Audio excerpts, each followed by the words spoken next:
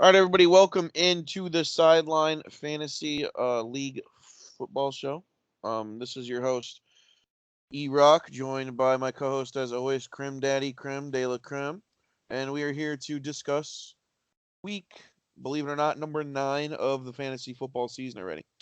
So, how we doing today, Crimmy? Not too bad. Looking at some of my players playing already at 9:30 in the morning, but I'm okay with it. Yeah, you just got to roll with the flow. A lot of London games this year, you just got to, I guess, kind of go with it. What do you think about these games? Do you like waking up and having a game this early, or do you just say, fuck it? Yeah, I like it. I mean, as long as the kind of players can adjust to the game and you don't get kind of like a half-assed product, I'm okay with it. I prefer kind of having football throughout the day, so I'm cool with the games here. Yeah. All right, so let's jump into it. This week there was some trades. By this time next week, the trades will have all been done. Okay. Next week is the trade deadline. Everybody that is playing in a Thursday game needs to be traded by Thursday. Everybody that is playing in a Sunday game needs to be traded before kickoff Sunday. So this is going to be really the last week we sit here and discuss trades, and then it'll be really interesting to or this week and next week, kind of interesting to see how the team's paying out. So let's jump into the trades this week so far. There was a lot of them. A lot of them were kind of like one for ones, little ones here and there. There was some big names that were moved around. Which trades stood out to you? Um, the ones involving Dave. I mean, I kind of wouldn't be doing a service for the show here if I didn't pick the ones involving Dave because those ones were the most significant trades that were made. I feel personally. Yeah, I mean, I would agree with that. Dave ended up, let's see, how do we break this down here? Dave traded for Melvin Gordon and got rid of Juju Smith Schuster. And and I think that was the initial one there. And break down that one for me. Are you giving up Juju at this point, who has not been great, for Melvin, who finally had a 10-point week last week? What's your take on that? No, I'm not. I'm not giving up Juju for Melvin because, like you said, he finally had 10 points last week against Chicago. He goes up against Green Bay, who has, yeah, sure, their defense run wise isn't great. You have Oakland, you have Kansas City, so he has some good matchups, yes. But like running back wasn't necessarily a need for Dave. But he What was missing out on some Chargers, though. That's the thing. Like it is the Charger appeal, and I mean, making a trade like that obviously forces hand to make another trade with Eckler involved. So to me, and I guess I can touch on that trade too. Moving Juju to me wasn't the greatest thing in the world, but going back and moving Eckler and Deshaun, who you just picked up, sure, for the likes of Ty Johnson, Muhammad Sanu, and AJ Green, Yeah, that was interesting. like Dave essentially at that point traded for players that he had also moved away. He said he was high on AJ coming back, but he had AJ and then traded him weeks ago to acquire um to acquire Joe Mixon. So essentially, now you're putting a lot of stock into an offense that's not that great right now, and you have to now rely on two teams with the Chargers and the Bengals to carry your squad. And that's not really somewhere where I would want to be personally. I know Dave likes to ride his Charger boys, but I Yeah, feel he like does. he kind of You can never have enough Charger boys when your team name is the Charger Boys, Cram. you can definitely have enough Charger boys, and I feel like more than two is way too many. But Yeah. now he's in the same situation where not only is he riding one team, he's riding the Bengals and Chargers for the majority of his offense, and that's putting yourself in a bind if you're getting points off of two games as opposed to six. Right. And beginning of the season, if we knew Melvin was playing and we figured he can get Melvin for Juju Smith Schuster, I think 90% of people would be like, hell yeah, take the running back. And it might pan out the rest of the season. Who knows? But it'll be something to be on the lookout for there. Some other trades that went down, like you said, the big one was the Eckler, Deshaun Jackson for AJ Green, Sanu, and Ty Johnson. Here's the way I look at it. You can't really trust New England running backs, and lately you can't really put a finger on any New England wide receivers outside of Julian Edelman. Um, And I don't know how great he's going to do in New England. Now, I think he did all right in Atlanta, but I think everyone like jumped to the conclusion that Mohamed Sanu is going to go off in New England. And I mean, I think he's a pretty decent receiver, but that N'Keal Harry guy comes back today, their first round pick. I just think the writing was on the wall for Josh Gordon. And I'm not all that sure that Mohamed Sanu is going to light the world on fire in New England. He gets Ty Johnson, who everyone thought would be the starter and then barely got any touches last week. And then he traded for AJ Green, who he already had, and he gave up and I don't care whether he's not got as much playing time lately. He gave up the number 4 running back in all of fantasy, who, yes, since Melvin Gordon has come back, only has 31 rushing yards in the last 4 games, but he also has about 240 receiving yards in the last 4 games, and he still, if you look at the last 3 weeks, averaged about 12 points a game. And I told Dave when Melvin comes back, I would still look at Eckler as like a flex option, maybe 9 to 12, 13-ish points a week. And that's literally what he's been. And he gave up on him like that. So the guy that really kept him alive to begin the year is the one he's trading in this. The guy we're not talking about is Deshaun Jackson, who has played 1 week this year. A great, great first week. But Deshaun Jackson has always been a hit or miss guy. He's not a guy that's going to get you 10 or 11 every week. He's going to get you 25 or he's going to get you 3. And I don't know if Dave can play with that, you know, I don't know. It'll be interesting. We'll have to see what happens. Kenyon Drake was also involved in a trade this week, which ended up working out really, really well, although I don't think he was started. Kenyon Drake had 26. I don't know how much longer he's going to be a viable fantasy option with David Johnson scheduled to come back next week, but I'm sure he'll get some touches here and there. Devin Singletary goes to Jay, who, Devin Singletary's been okay so far this year. Nothing spectacular. Still not getting a lot of touches, but kind of has that big play material. And then Brandon Cooks also got traded. I traded Miles Sanders for the Bears defense and Robbie Anderson, which I don't look at as a bad look there either.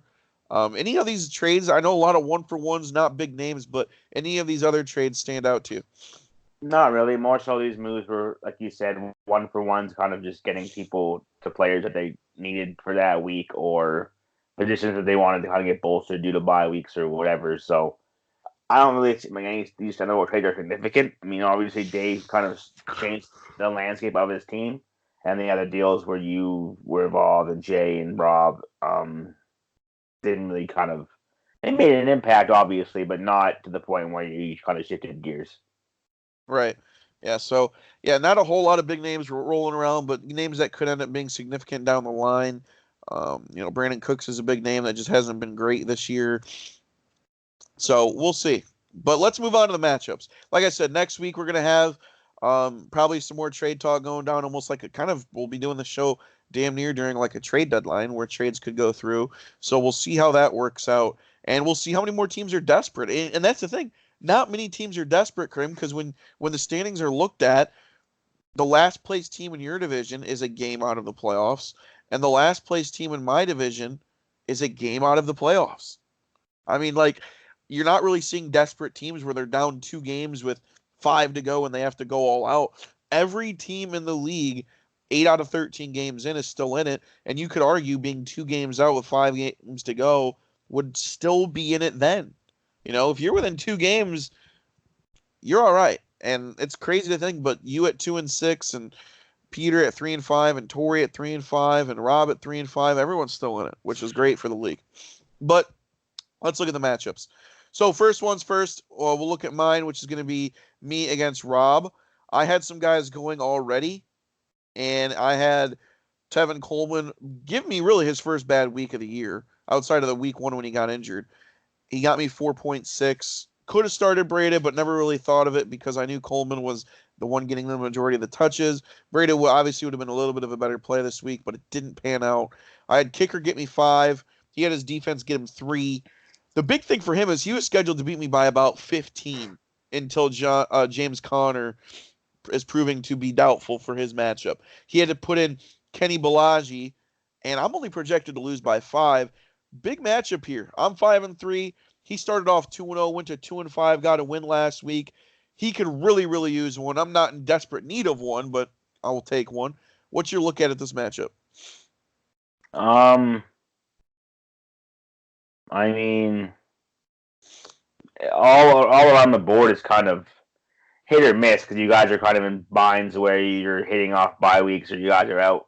Like you said, Rob has to play Kellen Balage or whatever, so he against the Jets defense, which isn't anything spectacular right now. So you could kind of give him a week where it could be respectable. And on your side of things, you have to play AJ Brown from Tennessee, who hasn't been bad, but he's been very hit or miss as well. Where you're going to get excuse me, you're gonna get 3 points or you're gonna get 30 points from him. So he's kind of in that Deshaun Jackson realm of things.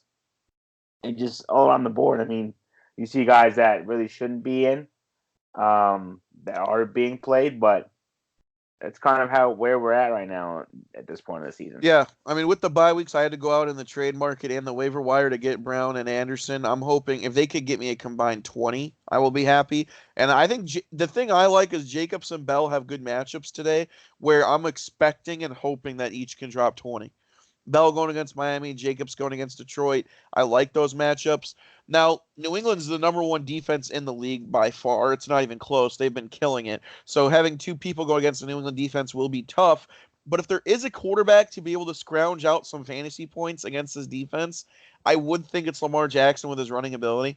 No one's going to be throwing 40, 45 times on the New England defense and getting away with it. But Lamar Jackson, with his running ability, I still think could get me close to 20, but we will see. I think that's the best matchup, or the hardest, most difficult matchup New England's had this year, and I think that's going to be a good game. But yeah, I mean, he's got Derrick Henry against Carolina. Hopefully your Panthers can shut him down. He's got his receiving duo in Evans and Schuster, while my receivers aren't too hot. And like I said, I didn't get off to the greatest start. 95 points might win this one, but it's fantasy. We'll see. Next game up is the Brady Bunch versus Chad. Chad's got 4 points to this point already. He's got Watson and Hopkins going at this very moment. A little bit of a slow start for both of them to this point. He's also got his kicker Lambo going as well during this time. T.Y. Hilton's out for him, deciding not to go with James White this week. While on the other end, Dana's looking status quo. The only thing that's different for him is he's got a new tight end this week because he had to go out and get one. But I mean, still his usual stacked team with pretty good matchups again. Does Chad stand a chance here? Well, a lot of Chad's hopes and dreams are right on the game going on right now with Watson, Hopkins, and Josh Lambo kind of rolling the dice as we speak. So we'll kind of see how things go there. But I wouldn't write Chad out. I mean, obviously he's got some plug and play pieces with Mark Walton and Paris Campbell, but it's fantasy, so you never know what's going to happen. But just on paper, it doesn't look too great for Chad. Yeah, no, it doesn't look all that great. You need Watson probably, and against a decent Jacksonville defense, you need Deshaun Watson to go out there and drop 22 to 25 points, I think, this week. And this is an 8-0 team versus a 6-2 team, and we're writing Chad off almost with a quarter into his fantasy players. I mean, that's how good Dana's team is this year. There's a very, very likely chance, and we might get a chance to talk about that later. He might run the table in terms of the regular season. I mean, his team is just on another level. He's got Tom Brady, Mark Ingram, and Adam Thielen on his bench. On his bench. Those three guys would be starting on every other fantasy team damn near. It is mind-boggling that Dana has the luxury of benching, a top 12 running back and a top 5 quarterback. I mean, or a top 7 quarterback. It's crazy. It really is. Anyway, let's get into the next matchup here, which is going to be Jay versus Tyler. I usually look at, in the beginning of the week, a couple matchups and go, these two are the biggest. Now, I'm not saying best against best, right? Because, 6-2 Chad versus 8-0 Dana would be a matchup to watch out for. I look at what's going to impact the league the most. I think this Jay and Tyler matchup is huge. It's literally the third place team in one division and the third place team in another division fighting to try to keep that spot alive because there's a lot of hungry teams below them. Jay has 7 points right now thanks to Carlos Hyde and his kicker, while Tyler, riding the Gardner Minshew train, has only 1 point right now through almost a quarter of play. Projection-wise, Tyler's projected to lose only by 2 this week, and he's been doing all right, staying steady at 4-4, while Jay is 3-5, barely holding on to that last playoff spot there. Based on the matchups and what's going on so far, who do you like? Obviously, I can sit here and be biased and say I like Tyler because I need Jay to lose. But all that aside, I do like Tyler's chances more so than Jay's, just because you have Hyde off to a 2 point start in the first quarter, which obviously can change very quickly. But I just like the matchups for Jay more so, and Zeke playing the Giants on Monday night. Like he's probably going to go off. You have Marlon Mack playing Pittsburgh with that team not having Ty. They can turn to the run more so his volume alone will make him a pretty good play there.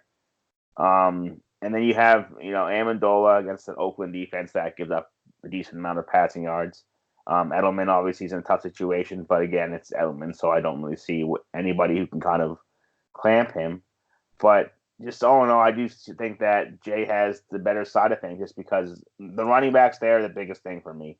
They're more reliable, both of them, as Jay's would be to me, just because the volume is there. Like, Singletary will get touches, yeah, but he's not the kind of lead guy there. Hyde will get touches. He is the lead guy, but he's not always going to be that one dude who gets close to 100 yards every game. So the matchup there is good for Tyler, and I feel like those running backs will kind of push him over the edge. Yeah, I mean, especially when you look at, I think Matt Stafford's going to have a hell of a week this week on Jay's team. I think he's guaranteed 20 plus.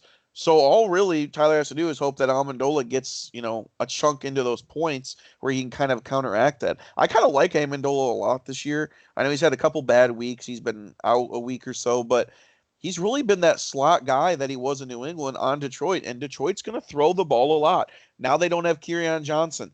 They've never really had an established running game. I don't see any reason why Matt Stafford's not going to throw 40 times every single game. And you have Galladay, you have Jones, you got Amendola. I know there's a lot to go around, but it gets around when you throw that much.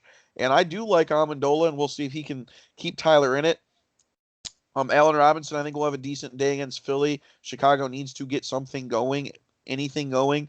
I think, like you said, I think Marlon Mack against Pittsburgh is a good matchup there. I think Indianapolis is going to win that game pretty soundedly, and I think they're going to run the ball doing it. I don't think they're going to throw it with Brissett 30 times a game. I think Mack is due for a big day as well. And then Zeke against the Giants, Monday Night Football. He likes those primetime matchups. Right now, looking at it, I do like Jay's matchups more. But if Minshew throws up a dud where he throws up 5 or 6 points, then he might be in trouble. But as of right now, I do like Tyler's matchups. I should say Tyler's matchups a little bit more than Jay's, and that'll help you out. So that's good. Next matchup, Trey versus Peter. Both teams hanging on, trying to stay alive. Trey started off brilliantly at 2-0 and has lost 6 in a row, while Peter has just been somehow finagling his way and winning ball games here. This one's projected to be insanely tight as well, 97 and 96. Both teams have had players go. Kyler Murray went for your brother, had 23 points, solid performance. And on Peter's side, Emmanuel Sanders went out there and again in San Francisco doing his thing, doing pretty good. 100 yards and a touchdown got him 20 points. And they both have people going right now. Duke Johnson for your brother and Chris Conley for Peter.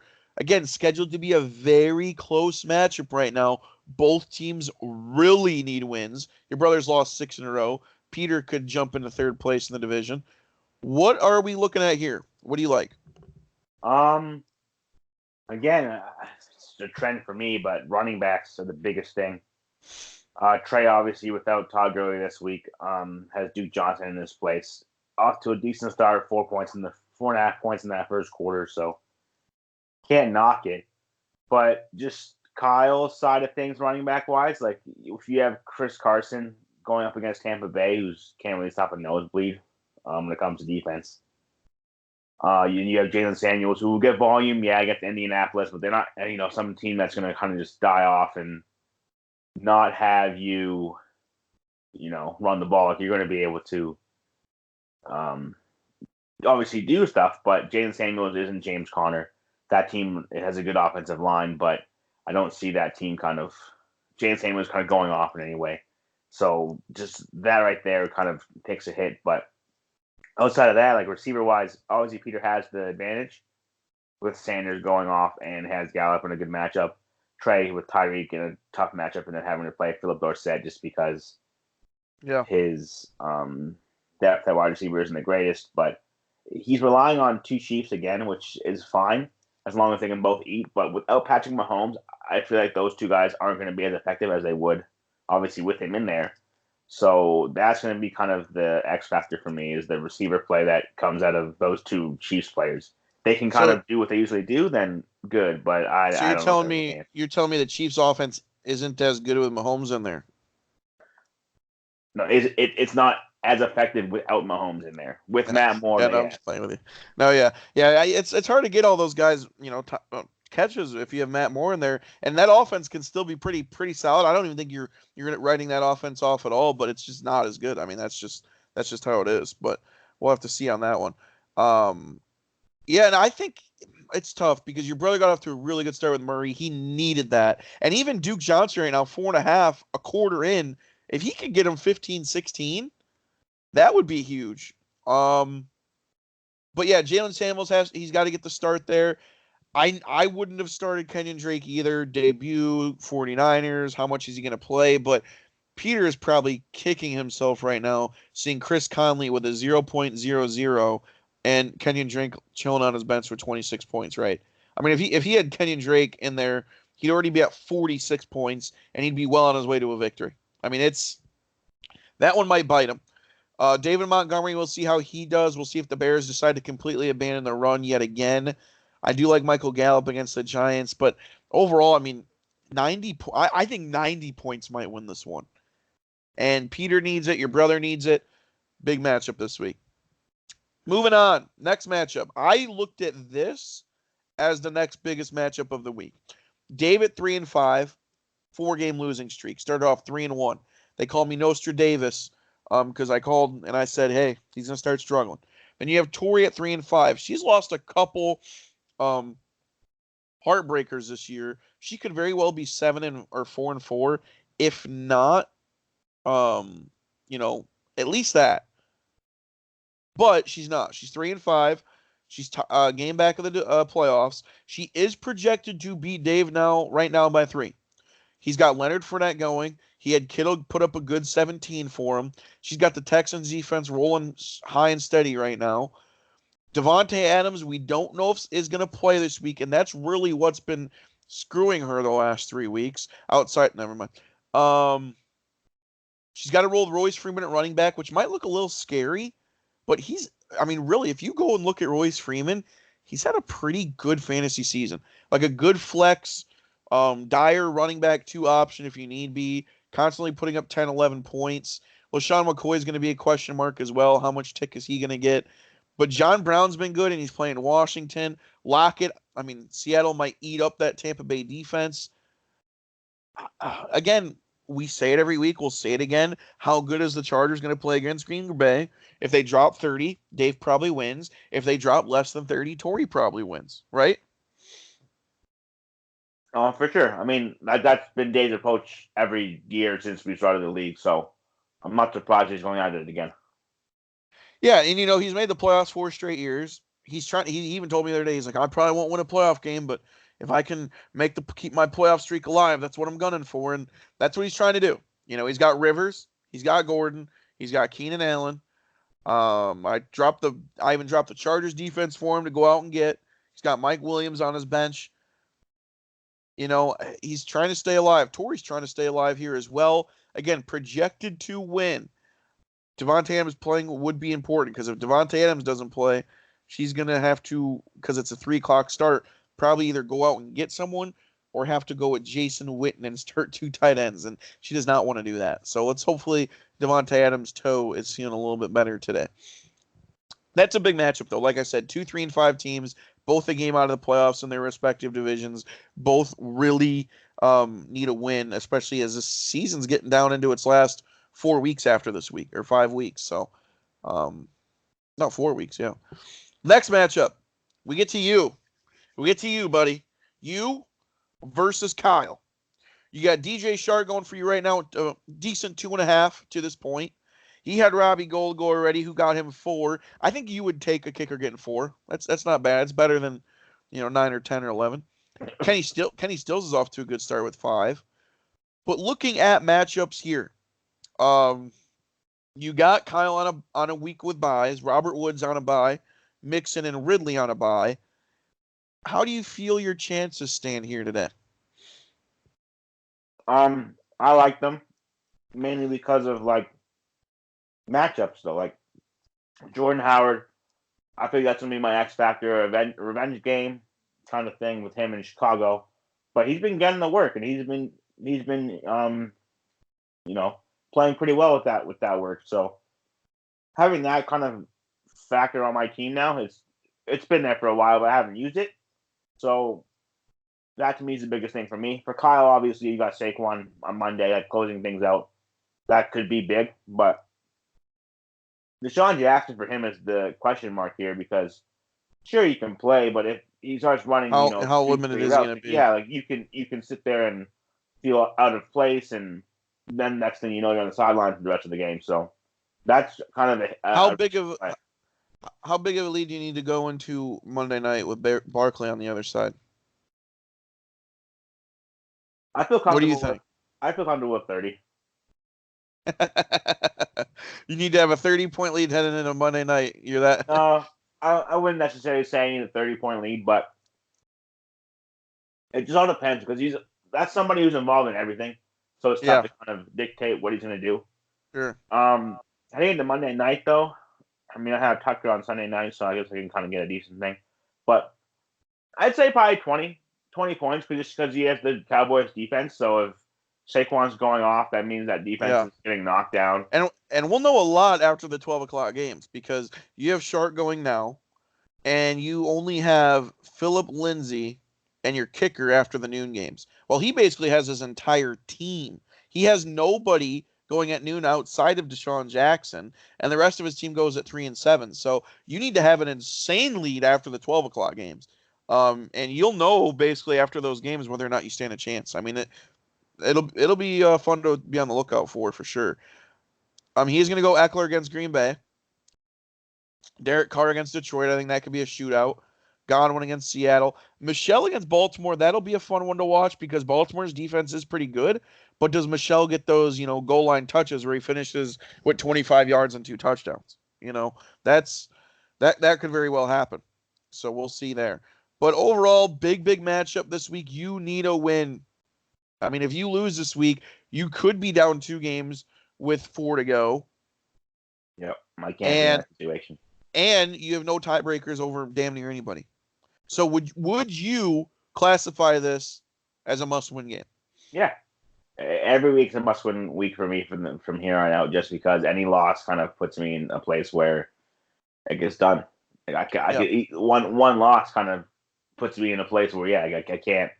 Coming back from that with 4 games left is, I wouldn't say it's impossible because of who I play twice. I play Dave a second time, I believe, and I play Trey second time. I believe that's who I play. So Dave getting into a playoff spot where I can get it, tie up the head-to-head record.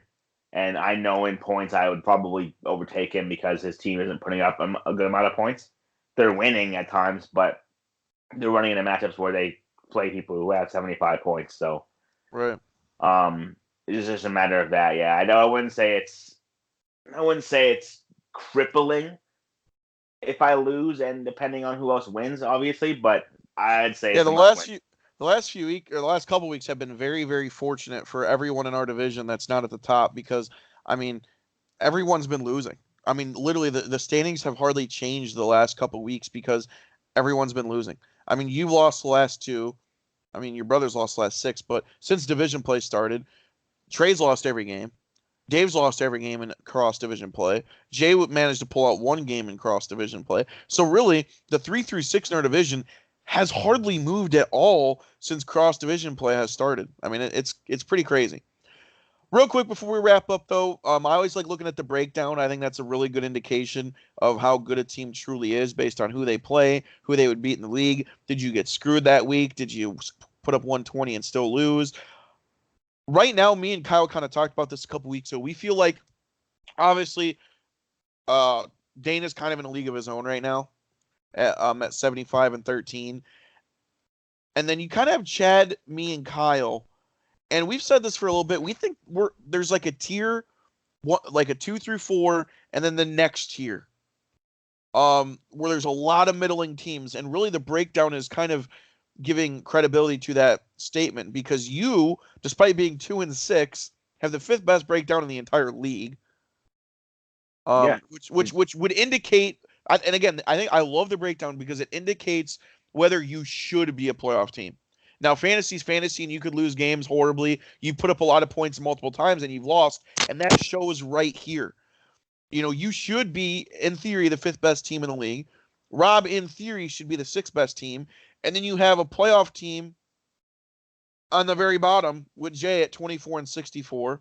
I mean, that's fantasy football, and that's why we love it. But that's also why you're sitting there probably grinding your teeth together because you know your team should be better than it is. Yeah.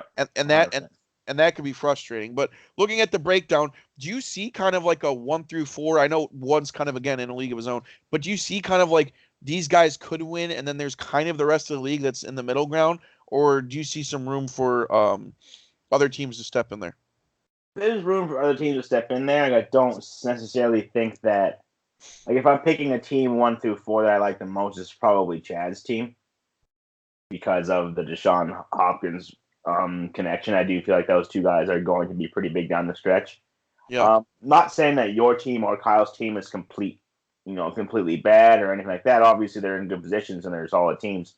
I do feel like those two teams are teams that can be hit with, just bad weeks by certain players and cripple you in a way.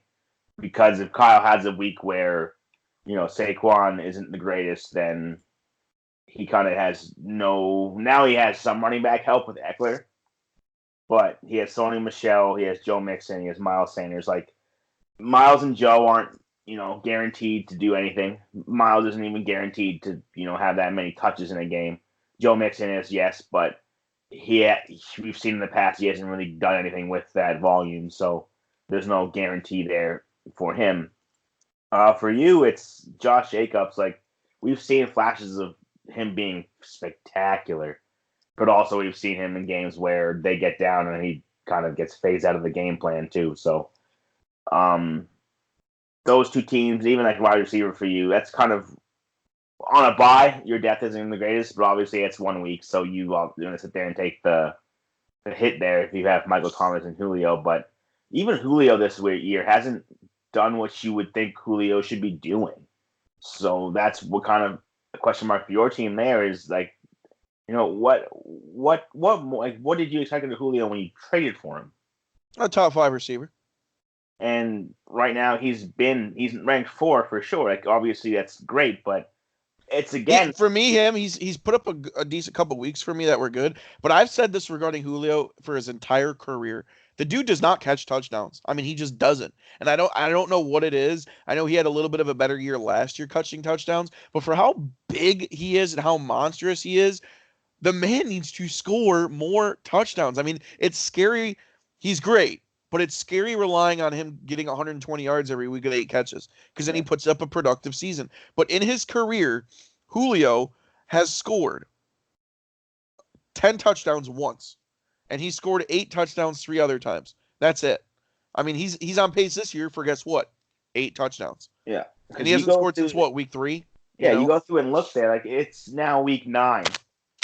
And if you're sitting there in week 9 and Julio hasn't scored a touchdown for you in 6 weeks, like, yeah, that's tough. And I know that offense obviously is taking a hit with no Matt Ryan, but like, Julio is such a solid talent that it shouldn't matter who your quarterback is. They're going to get him the ball and he's going to eventually score one out of these 6 weeks, just one time, you would think. But yeah, relying on yardage for something like that, he can do it, so it's not that awful. But if he was scoring touchdowns during the same run, he would be way more effective for you, obviously. But And that's going to be the important thing down the road for me is, Michael Thomas and Julio Jones are a nasty combo. Jones is ranked 4, Thomas is ranked number 1. Both are having their buys this week, so they're going to drop a little bit. But I have 2 top 5 receivers, and if Josh Jacobs and Le'Veon Bell could take advantage of their juicy schedule, I like where I'm sitting right now. Now I might squeak in the playoffs at 8-5, and Dana's going to get that buy, and I really honestly have zero shot at a buy this week. In fact, Dana could actually clinch the division this week. If I lose and Dana wins, Dana has the division clinched. So division's totally out of my mind. I know I'm going to have to play in the first week of the season, or the first week of the postseason. But I do like my team moving forward. But again, that's fantasy. We'll have to see what happens. This is Now, true. now let me ask you this: let's say Dana wins this week, goes to 9-0, looks possible. Does he have a chance of running the table? That's the last thing we'll talk about today. But he plays Kyle in week 10, which could give him a good, decent matchup.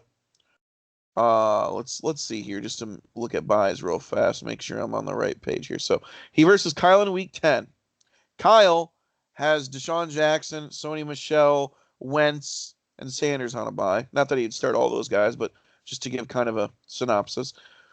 Week 11, Dana plays Tori, and Tori has her whole team on a bye. Devontae Adams, Crosby, Lockett, and Rodgers. While Dana also has Wilson, Jones, and Smith on a bye, he might get away with it with how many players Tori has on a bye. Okay. Then we go to week 12. He plays Jay, who, guess what, has Stephon Diggs and Hunter Henry on buys, while Dana has basically nobody.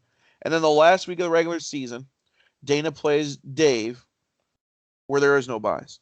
So the matchups are indicating Dana has a really good shot of running the table. You're a betting man. You like your gambling. Does he finish the regular season 13-0? Betting on it, there's a good chance, sure. Betting on it, I'd say no, just because I know that it's tough to do. Obviously, like you're gonna have to rely on your team entirely, but it's just a matter of getting things right. And I do feel like at some point Dana's team will kind of not put up the points that they should be putting up or is used to them putting up, and they'll just lose that game. Or somebody will he'll catch somebody and they'll have a disgusting week. And But and if he goes 13-0, that's going to be crazy. And the other thing too is, here's another thing to look out for, Krim.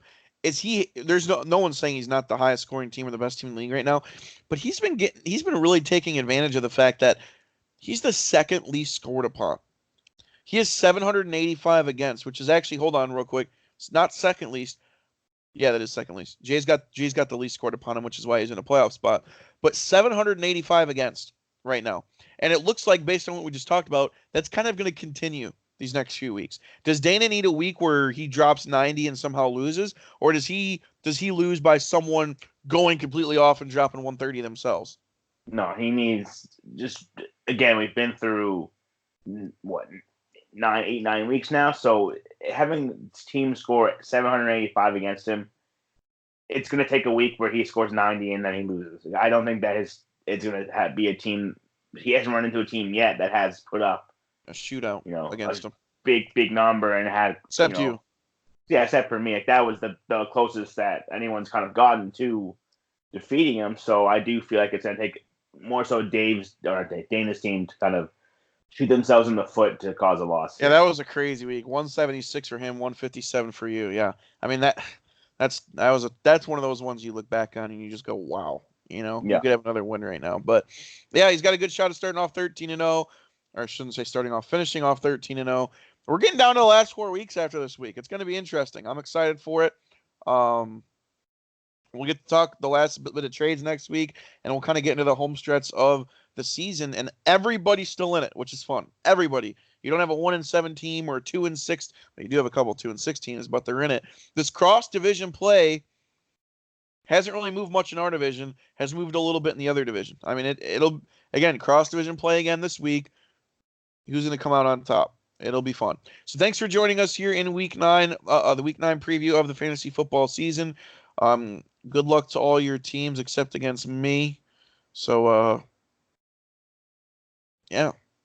Have fun this weekend, guys, and we'll see you next week.